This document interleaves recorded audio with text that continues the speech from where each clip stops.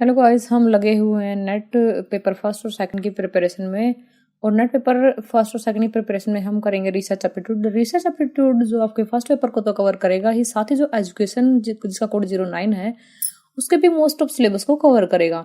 हमने काफी सारी वीडियो रिसर्च एप्टीट्यूड के ऊपर डाली है, हमारे चैनल की प्लेलिस्ट में जाकर के आप उन वीडियोज को देख सकते हैं। चलिए ये वीडियो स्टार्ट करते हैं। Question first, which of the following is not a characteristics of research. देखिए नीचे कुछ कैरेक्टरिस्टिक्स दिए गए हैं रिसर्च के, उनमें से कौन सा इसका कैरेक्टरिस्टिक्स नहीं है। Relevant data collection, irrelevant data analysis, relevant conclusions या फिर ऑल ऑफ द अबव। देखिए क्वेश्चन बहुत ही आसान है, इनमें से कौन सा रिसर्च का कैरेक्टरिस्टिक्स नहीं है। आपको एग्जाम में यही चीजें बड़े ध्यान से पढ़नी है क्योंकि आप इस चीज के ऊपर ध्यान नहीं देते। जैसे यहाँ पे ये नोट पूछा गया है, ठीक है, तो काफी सारे स्टूडेंट यही गलती करते हैं, इसके ऊपर टिक कर देंगे all of the above. But यहाँ पे इस नोट को भी ध्यान से देखने की जरूरत है और यहाँ पे ऑप्शन बी जो है इसका करेक्ट आंसर रहेगा क्योंकि इररिलेवेंट जो डाटा एनालिसिस होता है वो रिसर्च का कैरेक्टरिस्टिक्स नहीं होता। नेक्स्ट क्वेश्चन है आपका, MC ग्रेथ and Watson have defined research. देखिए एमसी ग्रेथ और वाटसन ने रिसर्च को डिफाइन किया है, ठीक है।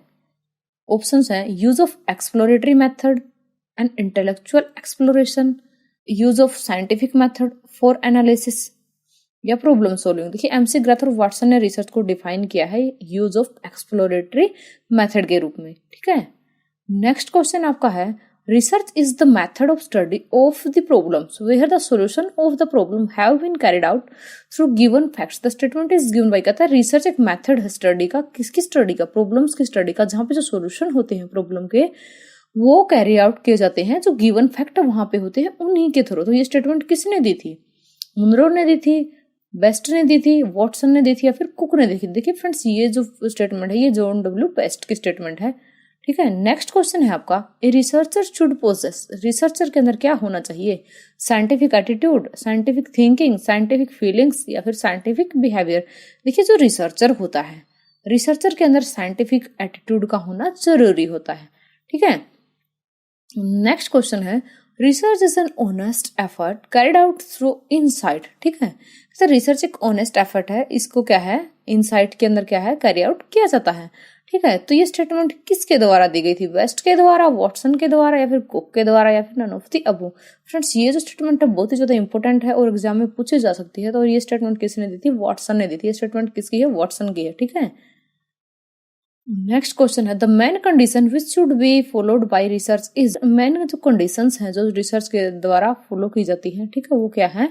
ऑनेस्ट एक्सप्लोरेशन होनी चाहिए, knowledge of fact and principles या फिर standardised finding and conclusions all of the above. देखिए जो मेन कंडीशन होती है जो रिसर्च के ऊपर रिसर्च के द्वारा फॉलो की जानी चाहिए वो क्या होती है? All of the above. देखिए वो जो एक्सप्लोरेशन इनकी जिन चीजों को फाइंड आउट करता है, एक्सप्लोर करता है, वो ऑनेस्टली होना चाहिए, ठीक है।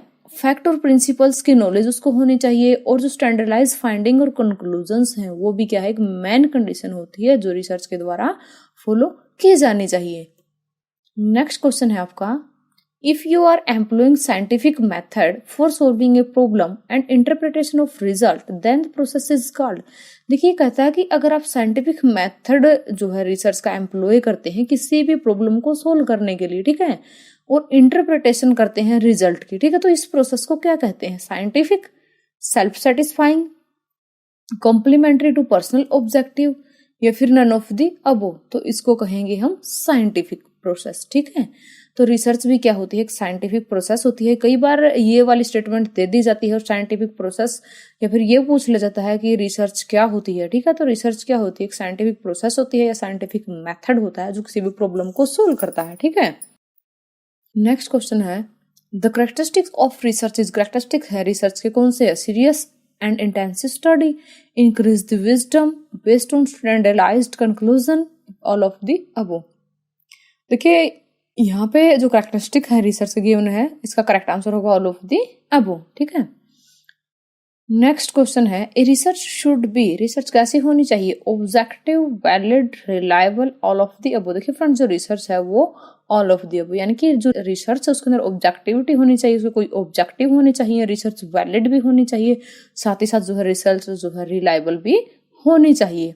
तो करेक्ट आंसर क्या है? डी, यानी कि सारे के सारे ऑप्शन इसके अंदर होना जरूरी है।